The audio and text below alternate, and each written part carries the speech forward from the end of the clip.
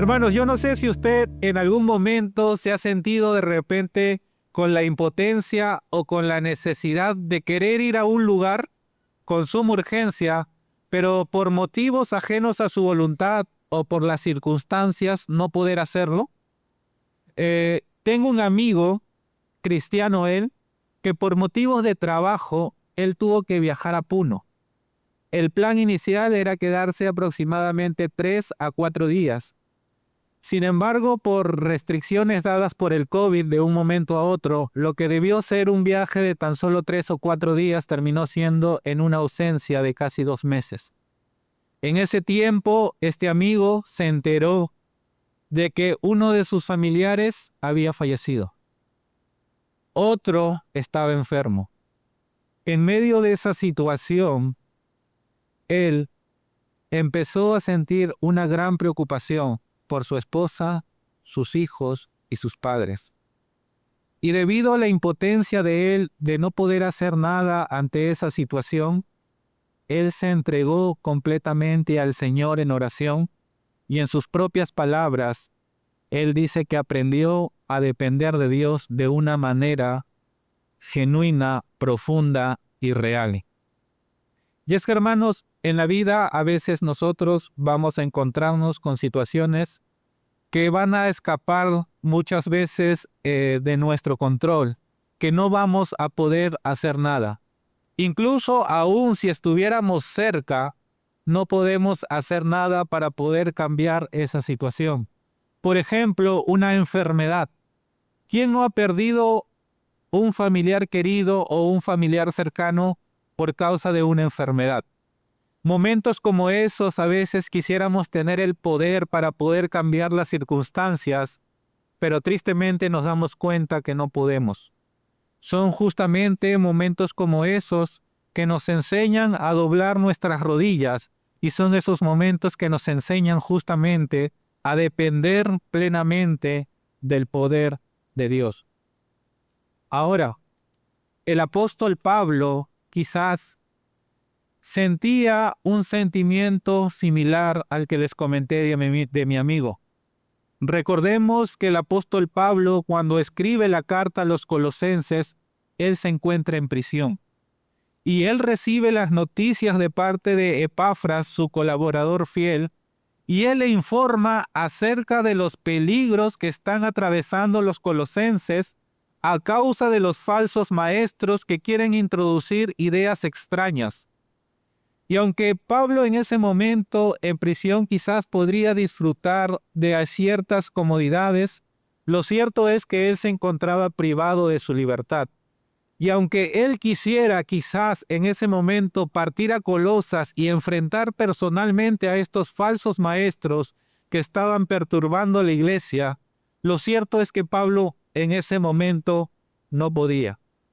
Y es justamente en ese momento en que Pablo hace lo más poderoso que un hijo de Dios puede hacer: postrarse ante Dios y rogar a Dios en favor de los colosenses.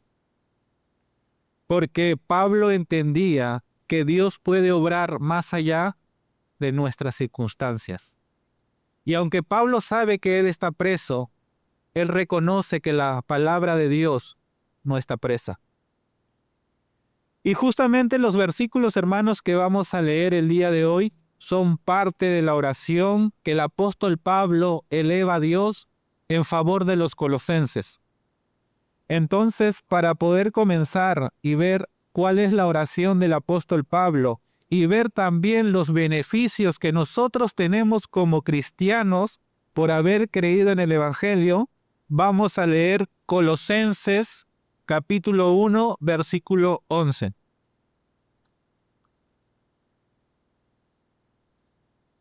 Y aquí vamos a ver el poder para perseverar.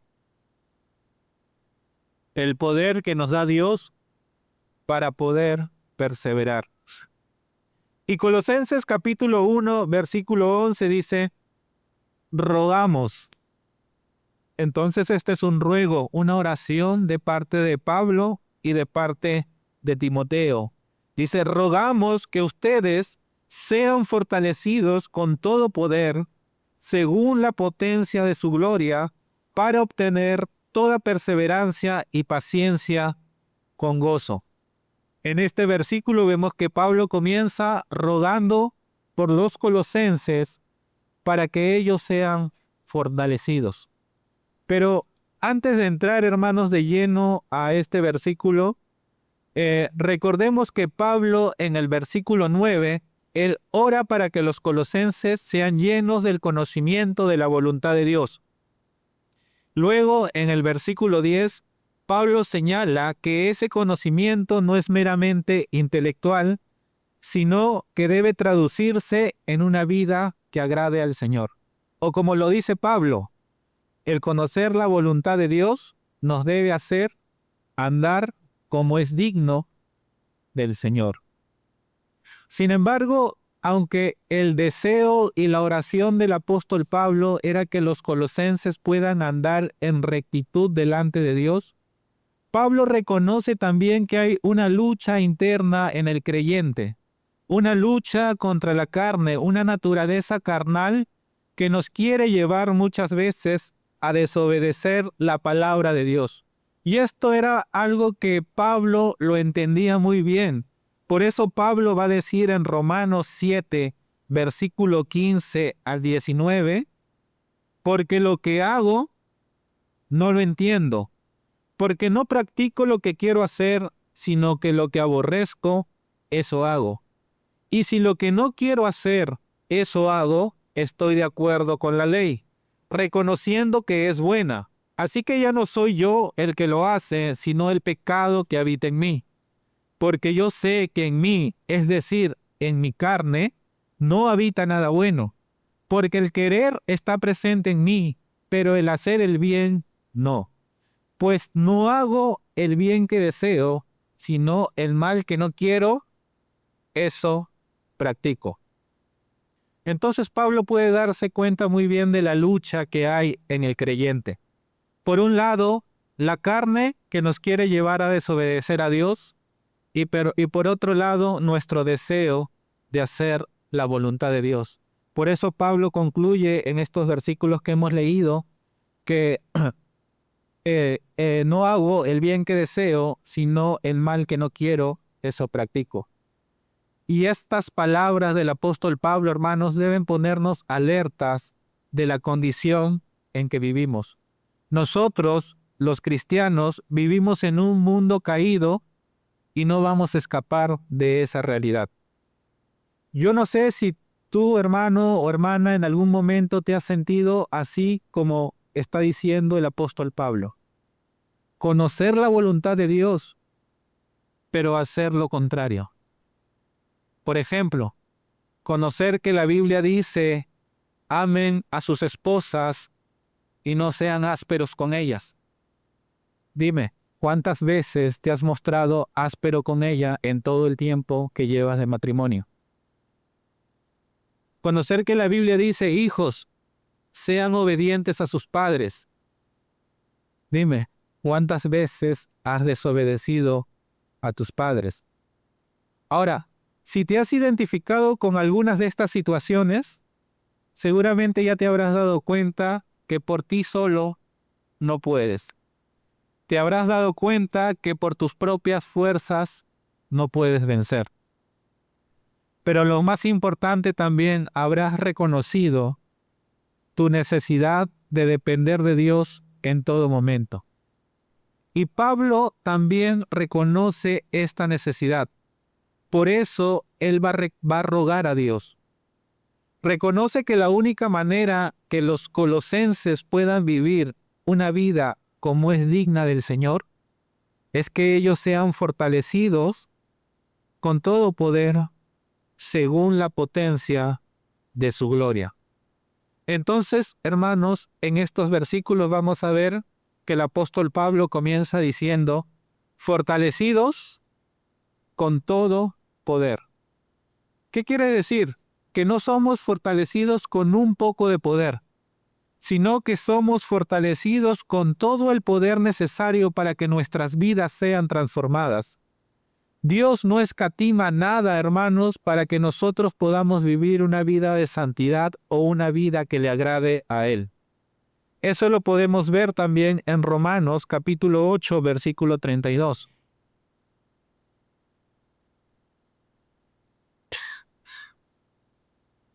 Romanos capítulo 8, versículo 32 dicen: el que no negó ni a su propio Hijo, sino que lo entregó por todos nosotros, ¿cómo no nos dará también junto con Él todas las cosas?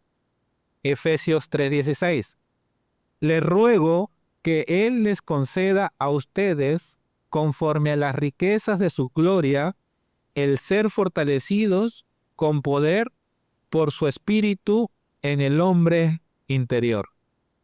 Hermanos, si Dios nos ha dado o no ha negado a su propio Hijo, ¿cómo Él no nos va a fortalecer con lo necesario para poder vivir una vida de santidad? Si Él no ha negado a su propio Hijo, Él no va a negarnos tampoco de su poder, porque Él nos ha fortalecido y nos ha capacitado para poder vivir una vida de santidad. Y si es cierto lo que dice el apóstol Pablo, que nosotros hemos sido fortalecidos, entonces no tenemos excusa para no vivir una vida de acuerdo a la voluntad de Dios. Pero Pablo ruega también que seamos fortalecidos con todo poder, pero dice según la potencia de su gloria. ¿Y qué significa exactamente que seamos fortalecidos según la potencia de su gloria? Significa que los cristianos, hermanos, somos fortalecidos de acuerdo o en conformidad al poder de Dios. En otras palabras, el poder de Dios es infinito. Así que la proporción que recibimos de ese poder infinito es inmensa. Voy a leer a un comentarista bíblico, David Barth, y él lo dice así, en su comentario a los Colosenses. Cuando un multimillonario da algo de sus riquezas para una buena causa, bien podría estar dando muy poco. Pero si dona en conformidad con sus riquezas, la cantidad será cuantiosa. Dios, por lo tanto, hermanos, nos ha dado en conformidad con su poder para sostenernos. Veamos cómo lo dice el apóstol Pablo, refiriéndose a lo mismo, pero en Efesios capítulo 1, versículo 19 al 20. Pablo lo dice así: ¿y cuál es la extraordinaria grandeza de su poder para con nosotros los que creemos? Conforme a la eficacia de la fuerza de su poder, ese poder obró en Cristo cuando lo resucitó de entre los muertos y lo sentó a su diestra en los lugares celestiales. Ahora, yo sé que lo que dice el apóstol Pablo puede ser muchas veces difícil de entender, pero yo quiero centrarme en el versículo 20. Y en el versículo 20, Pablo afirma que el poder con el que somos fortalecidos es el mismo poder que actuó en Cristo cuando fue resucitado de entre los muertos. En otras palabras, el apóstol Pablo está rogando para que los colosenses sean fortalecidos con el glorioso poder de Dios. Y por ende, nosotros también.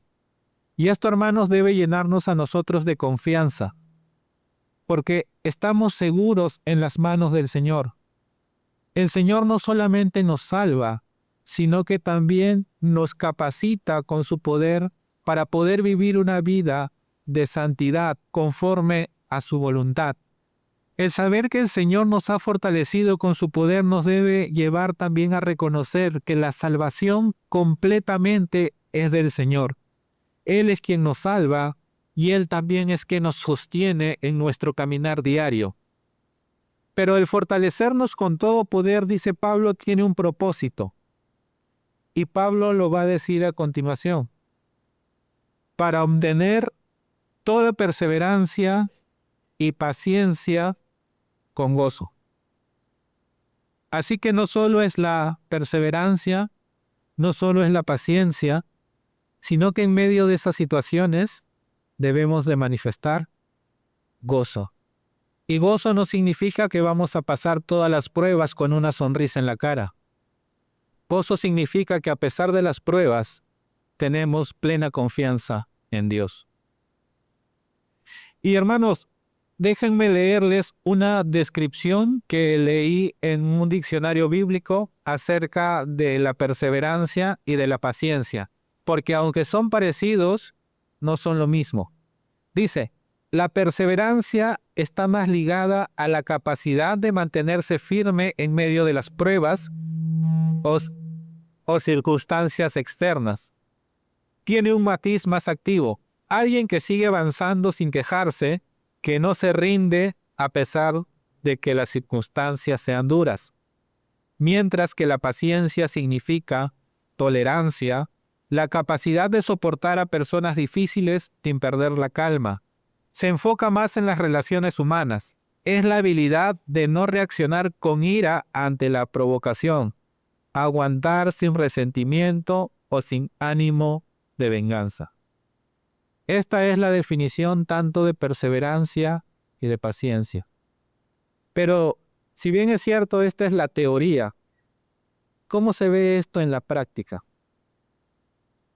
Ahora veamos entonces, hermanos, en la práctica, cómo se ve la perseverancia, la paciencia y el gozo en una persona que ha sido fortalecida con el poder de Dios. Porque podríamos pensar muchas veces que el decirlo es más fácil que el hacerlo. Y podríamos pensar que el apóstol Pablo lo está diciendo porque en su época simplemente los hermanos eran todo amor. Sin embargo, veamos lo que dice el apóstol Pablo en 2 de Corintios 11, 23 al 28.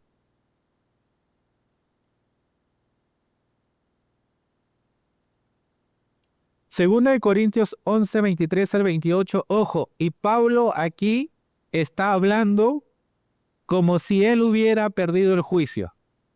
Pablo está hablando aquí como si le faltara un tornillo. Dice, ¿son servidores de Cristo? Pablo dice, yo más. En muchos más trabajos, en muchas más cárceles, en azotes sin número de veces, con frecuencia en peligro de muerte. 5 veces he recibido de los judíos 39 azotes. 3 veces he sido golpeado con varas. 1 vez fui apedreado. 3 veces naufragué. Y he pasado una noche y un día en lo profundo. Con frecuencia en viajes, en peligros de ríos, peligros de salteadores, peligros de mis compatriotas, peligros de los gentiles, peligros en la ciudad, peligros en el desierto, peligros en el mar, peligros entre los falsos maestros, entre los falsos hermanos, en trabajos y fatigas, en muchas noches de desvelos, en hambre y sed, con frecuencia sin comida, en frío y en desnudez. Como Pablo está hablando acá como si hubiera perdido el juicio, poco más le faltó decirle, y dime tú, ahora, ¿qué has sufrido por causa de servir a Jesús? Y si hubiera hecho esa pregunta, ¿cómo respondería? Pero Pablo a esa situación añade algo más. Además de tales cosas externas, está sobre mí la presión cotidiana de la preocupación por todas las iglesias. Así que Pablo, hermanos, a lo largo de su vida y su ministerio, él mostró tanto perseverancia a pesar de las situaciones difíciles y también mostró paciencia. A pesar de los falsos hermanos, a pesar de los falsos maestros y aún incluso a pesar de los problemas que podían haber dentro de las iglesias. Pablo no está hablando aquí solo por hablar, sino Pablo sabe cuál es el poder de Dios y cómo podemos experimentarlo en nuestra vida de una manera práctica. Y no solo eso, Hechos de los Apóstoles 16, 23 al 25.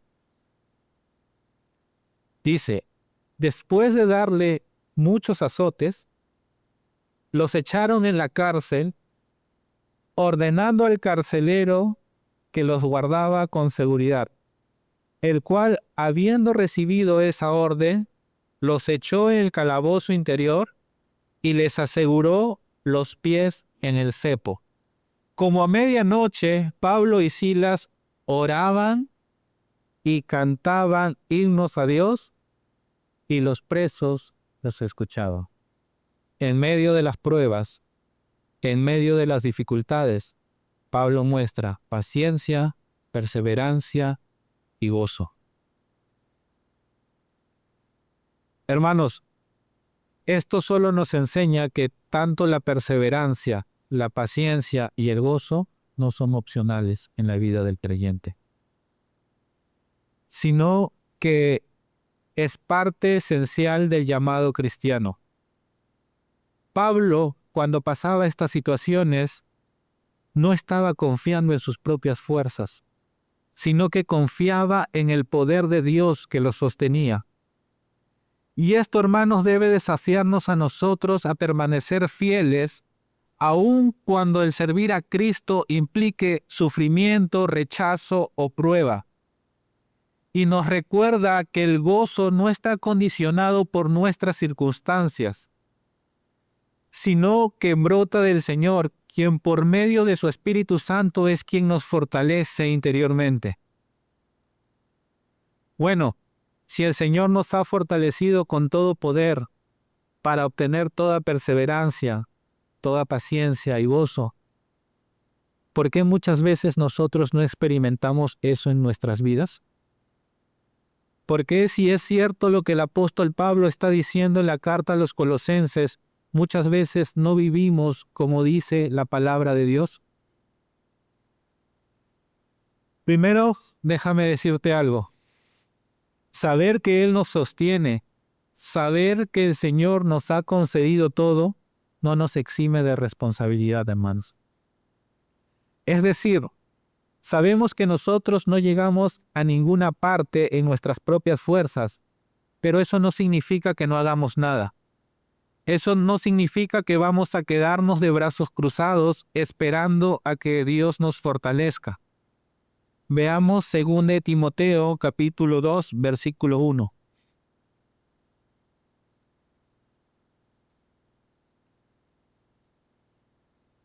Según de Timoteo, capítulo 2, versículo 1 dice: Tú pues, hijo mío, fortalécete en la gracia que hay en Cristo Jesús. Hermanos, hay un llamado a esforzarnos, pero no en nuestras propias fuerzas, no en la carne, sino en plena dependencia de la gracia de Dios. Así que, hermanos, aunque Dios nos fortalece en todo momento para vivir una vida de rectitud, nosotros somos responsables de orar, de leer la palabra de Dios, de congregar, que son los medios de gracia que Dios ha dado para nuestro crecimiento y para nuestro fortalecimiento. Pregúntate, si no te sientes fortalecido, pregúntate cómo vas en estos aspectos que Dios ha dado para que puedas crecer. Y si sientes que has descuidado estas áreas en tu vida, hoy es un buen momento también para arrepentirnos, para pedir perdón a Dios y que sea el Señor ayudándonos en todo tiempo. Ahora, Pablo, luego de que ruega y pide a Dios por los colosenses, él agrega también una oración, una acción de gracias. Y aquí vamos a ver que el Señor nos hace participantes de la herencia. Y esto lo vemos en Colosenses 1 al 12. Dice, dando gracias al Padre que nos ha capacitado para compartirle la herencia de los santos en luz. Ahora, Pablo da gracias al Padre, pero ¿qué significa que nos ha capacitado? ¿O qué implicaciones tiene para nosotros que Dios nos haya capacitado. De todas las bendiciones, hermanos, que nosotros hemos recibido como cristianos, quizás esta esté entre las más importantes, que Dios nos ha capacitado o nos ha hecho aptos para participar de la herencia de los santos en la luz. Y que Dios nos haya capacitado solo habla de nuestra propia incapacidad. Que nosotros no éramos capaces por nuestras propias fuerzas de formar parte de esta herencia. En otras palabras, tanto los colosenses como nosotros estábamos alejados y sin posibilidad alguna de poder participar en esta herencia por nuestros propios méritos. Veamos cómo lo dice Pablo en Efesios 2:12, refiriéndose a algo similar. Pablo dice: recuerden que en este tiempo ustedes estaban separados de Cristo, excluidos de la ciudadanía de Israel, extraños a los pactos de la promesa, sin tener esperanza y sin Dios en el mundo. Esa era nuestra condición antes de haber sido capacitados para la herencia. Nuestra condición era de absoluta miseria e inutilidad. Estábamos excluidos, éramos extraños, sin esperanza y sin Dios en el mundo. Y tristemente, hermanos, no podíamos hacer nada para remediarlo. Así que el Evangelio nos anuncia todo lo que Dios ha hecho por nosotros. Y los colosenses y nosotros también, al reconocer cuál era nuestra condición de extraños y de ajenos, solo debe llevarnos, hermanos, a agradecer a Dios, a elevar una acción de gracias por lo que Dios ha hecho en nuestras vidas, porque Él nos ha capacitado para compartir la herencia de los santos en luz. Y ante esto surge una pregunta: ¿cuál es la herencia? ¿Cuál es la herencia en la que ahora participamos o en la que ahora somos parte? Y vamos a ver primero cuáles son las promesas que había de la que no éramos parte. Y esto lo vamos a encontrar en Génesis capítulo 12, versículo 1 al 3.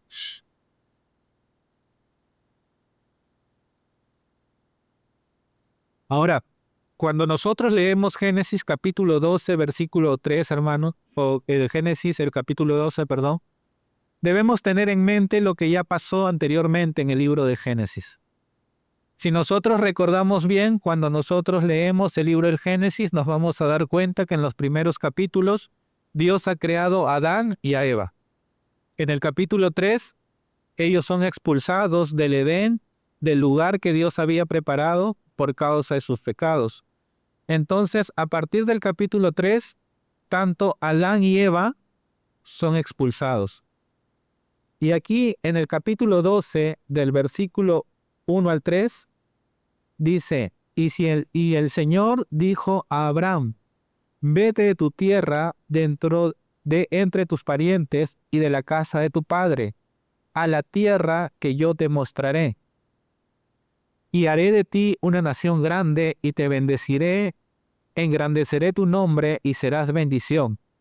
Bendeciré a los que te bendigan y a los que te maldigan maldeciré. En ti serán benditas todas las familias de la tierra. Entonces, mientras en el Génesis 3 el ser humano es expulsado, aquí en el Génesis 2 Dios está prometiendo a Abraham una tierra que les va a dar. Entonces, leamos también, Dios le está prometiendo a Abraham una tierra que le mostrará, ¿verdad? Esto es lo que más adelante se conoce como la tierra prometida.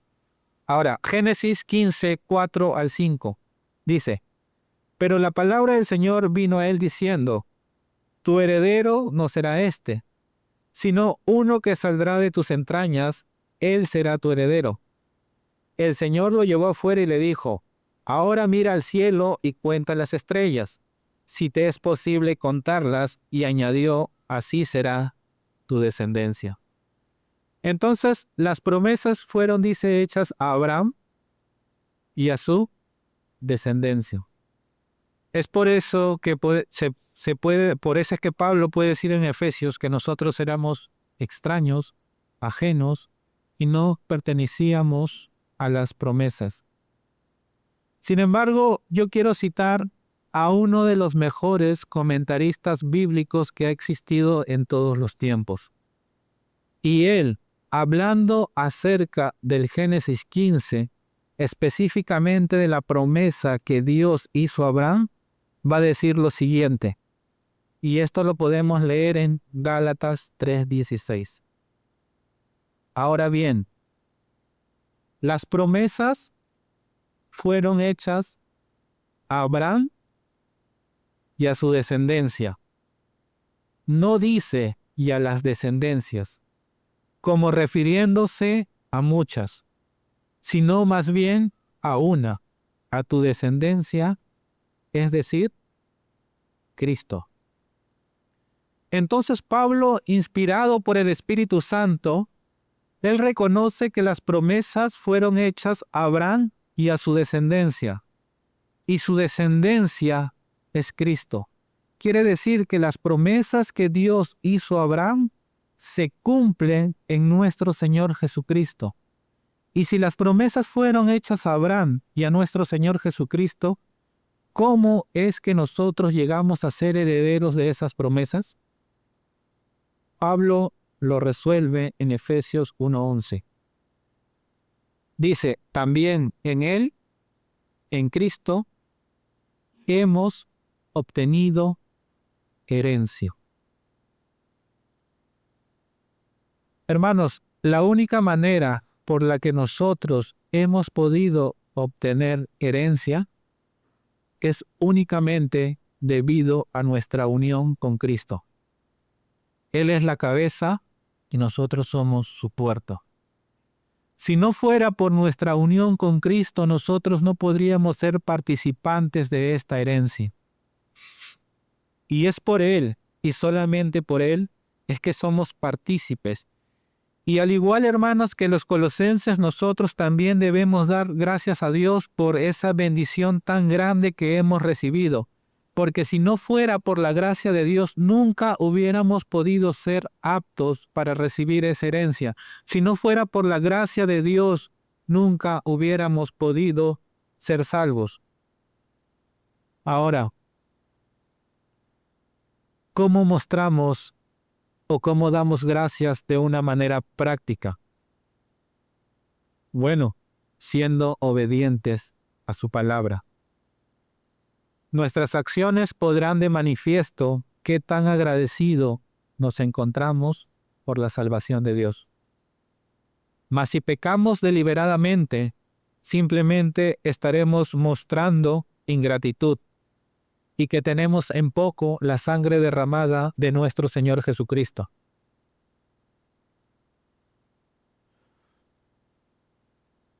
Vamos ahora, hermanos, a ver nuestro siguiente punto. Y es que no solamente somos fortalecidos con el poder de Dios, no solamente somos aptos para recibir una herencia, sino que también Dios nos ha hecho ciudadanos de su reino. Y esto lo vamos a ver en Colosenses capítulo 1, versículo 3. Capítulo 1, versículo 13, perdón. Porque Él nos libró del dominio de las tinieblas y nos trasladó al reino de su Hijo amado. Entonces, hermanos, no solamente somos hechos hijos, no solamente somos hechos herederos, sino también se nos ha concedido una nueva ciudadanía. El Señor nos libró o nos rescató de aquella esclavitud en que nos encontrábamos. Nosotros nos encontrábamos esclavizados en el reino de las tinieblas y dice Pablo que nos ha trasladado al reino de su Hijo amado. Ahora, después de que Dios le promete a Abraham una tierra que él le daría, muchos años después vamos a ver al pueblo de Israel esclavizado en Egipto. Y el Éxodo nos va a narrar la manera en que Dios liberó a los israelitas del dominio de Faraón y cómo los trasladó a la tierra prometida. Y aunque nosotros ni los colosenses hemos sido esclavos de Faraón, sí nos encontrábamos bajo el dominio de Satanás. Y eso lo podemos ver en 2 Corintios capítulo 4, versículo 4. Dice, en los cuales el Dios de este mundo ha cegado el entendimiento de los incrédulos para que no vean el resplandor del Evangelio de la gloria de Cristo, que es la imagen de Dios. Al igual que los israelitas en el tiempo de Moisés, ni los colosenses ni nosotros mismos podíamos hacer nada para liberarnos de aquel amo cruel que nos tenía sometidos. Nosotros éramos incapaces de poder liberarnos por nosotros mismos. ¿Cuántas veces, hermanos, nos hablaron de Cristo y nos parecía algo extraño? ¿Cuántas veces nos hablaron de Cristo y cuántas veces incluso nos parecía cosa de burla? ¿Cuántas personas, hermanos, en este momento se encuentran en una situación similar? Que están esclavizados en sus pecados, se encuentran esclavizados en adicciones. ¿Y cuántas personas que están así en algún momento de lucidez se dan cuenta que su pecado, que sus adicciones los están llevando a la muerte, están lastimando a su familia, están lastimando a sus seres queridos? Pero a pesar de que muchas veces se pueden dar cuenta, no son capaces de dejarlo. ¿Por qué? Porque el pecado los tiene atado. Porque el pecado es un amo cruel que te esclaviza y solamente quiere llevarte a la muerte. Y aunque pueden escuchar el Evangelio, se encuentran cegados para que no puedan ver el resplandor glorioso de nuestro Señor Jesucristo. Y yo no sé si actualmente alguno se siente así. Yo no sé si alguien aquí se siente en esa misma situación. Pero si alguien aquí se encuentra en una situación similar, escuche las palabras de nuestro Señor Jesucristo. Nuestro Señor Jesús dijo en Juan 8:34 al 36, en verdad les digo que todo aquel que comete pecado es esclavo del pecado. Y el esclavo no queda en la casa para siempre. El Hijo sí permanece para siempre. Así que si el Hijo los hace libres, ustedes serán realmente libres. Hermanos, Cristo nos liberó de las cadenas del pecado, esas cadenas que nos llevaban a la muerte eterna y a la condenación. Nos libró del dominio de las tinieblas y nos ha dado una verdadera libertad. Así que si tú te sientes atado, hay esperanza para ti. Yo soy testigo de la manera en que Dios obró libertad en mí. Y si le preguntaras a cada hermano presente aquí, también darían testimonio de cómo Cristo obró libertad en cada uno de ellos. Hermanos, Dios no nos libra del dominio de las tinieblas solamente después para dejarnos a nuestra suerte. Dios no liberó a los israelitas y los dejó en el desierto y les dijo, bueno, ahora cada uno siga por su propio camino, sino que Dios los trasladó a la tierra prometida.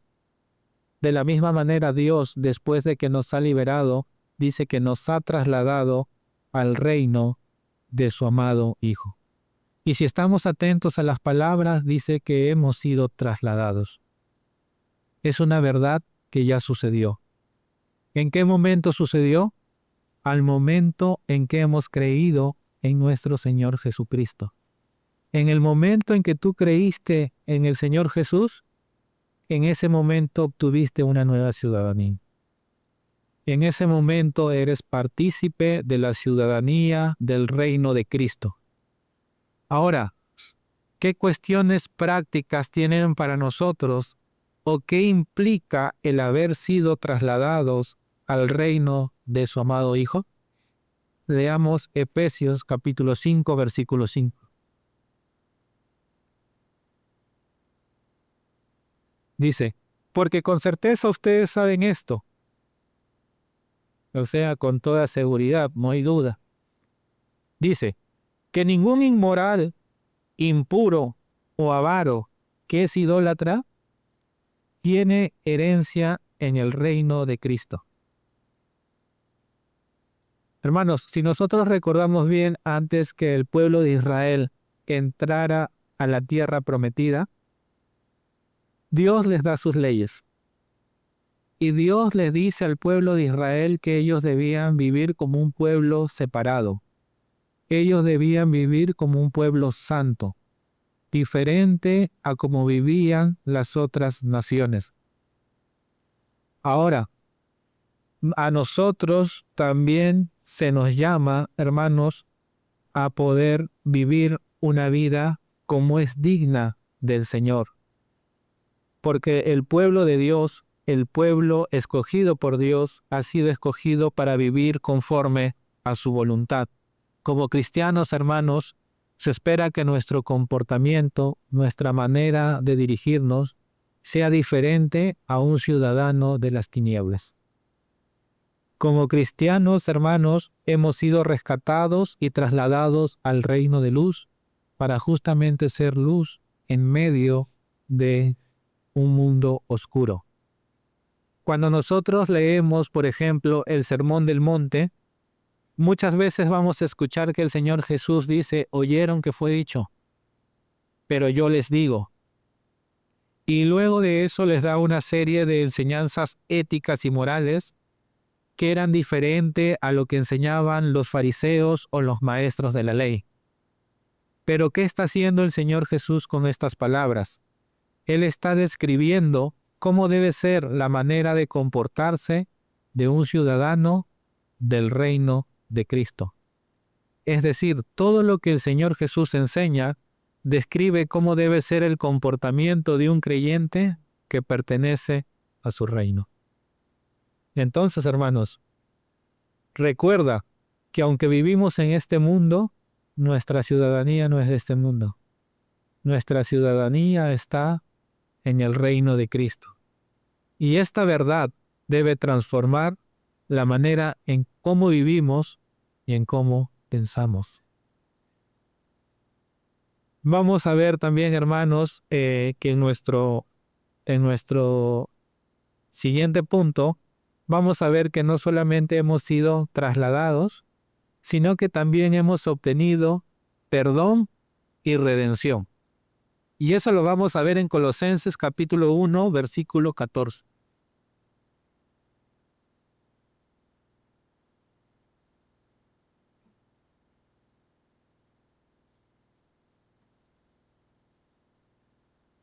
Y dice, ¿en quién tenemos redención? El perdón de los pecados. Dice, ¿en quién? En Cristo. Solo en Él tenemos redención. Y hermanos, aquí la palabra redención tiene un sentido de liberación mediante el pago de un precio. Pero si redención significa liberación por medio del pago de un precio, ¿cuál fue el precio que se pagó? Efesios 1:7 nos responde. Dice, en Él tenemos redención mediante su sangre, el perdón de nuestros pecados según las riquezas de su gracia. Entonces, según este texto, el precio de nuestra redención se pagó con la sangre de Cristo. Y por medio de la redención que ha sido pagada por Cristo, hemos obtenido el perdón de nuestros pecados. Así que, si alguien está escuchando el Evangelio por primera vez, déjeme decirle que no es poca cosa. No es algo que debas tomar a la ligera, porque fue el mismo Hijo de Dios quien dio su vida y derramó su sangre para el perdón de tus pecados. Así que si escuchas el Evangelio por primera, segunda, tercera o cuarta vez, pero aún no has creído en Cristo como Señor y Salvador, no tengas en poco la sangre del Hijo de Dios. Porque si rechazas el Evangelio, si rechazas el sacrificio que Cristo ha hecho en la cruz, déjame decirte que ya no quedan más sacrificios para el perdón de tus pecados. Solamente una horrenda expectación de juicio. Recuerda, la salvación es por gracia, pero no fue gratis. Le costó la vida de nuestro Señor Jesús. En conclusión, hermanos, la redención que tenemos en Cristo es completa. El Señor nos fortalece con poder para perseverar, nos da una herencia que no podemos perder, nos libera, nos traslada, nos redime, nos perdona, y el saber esto, hermano, debe llenar nuestro corazón de gratitud y de agradecimiento. Saber que estamos seguros y firmes en Cristo. Porque sin merecerlo, hermanos, hemos sido redimidos y perdonados eternamente y trasladados al reino del Hijo amado de Dios. Así que, si tú aún no has creído en Cristo, puedes irte esta tarde a tu casa perdonado, justificado, con una nueva ciudadanía y habiendo obtenido una herencia. Si crees en el sacrificio de nuestro Señor Jesucristo, que Él murió en una cruz por ti, por tus pecados, y te arrepientes de tus pecados, hoy puedes ser salvo. Eres salvo de la condenación eterna que espera a todos aquellos que rechazan el Evangelio de nuestro Señor Jesús. Hermanos, espero que esta porción de las Escrituras en la que hemos meditado el día de hoy pueda ser de bendición en esta semana para nosotros. Vamos a orar, hermanos, para poder terminar con este tiempo de predicación de su palabra. Señor, te doy gracias, Padre Santo, porque nos has permitido, Señor, meditar en esta porción, Señor, de la carta a los Colosenses.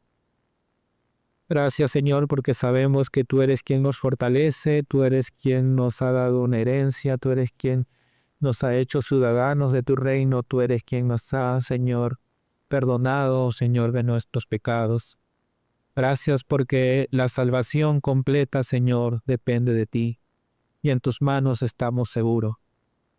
Y te ruego, Señor, por alguna persona que aún no ha creído en Jesús, pero que ha escuchado tu santo evangelio, para que él pueda experimentar, Señor, también estas bendiciones que nosotros hemos obtenido en Cristo.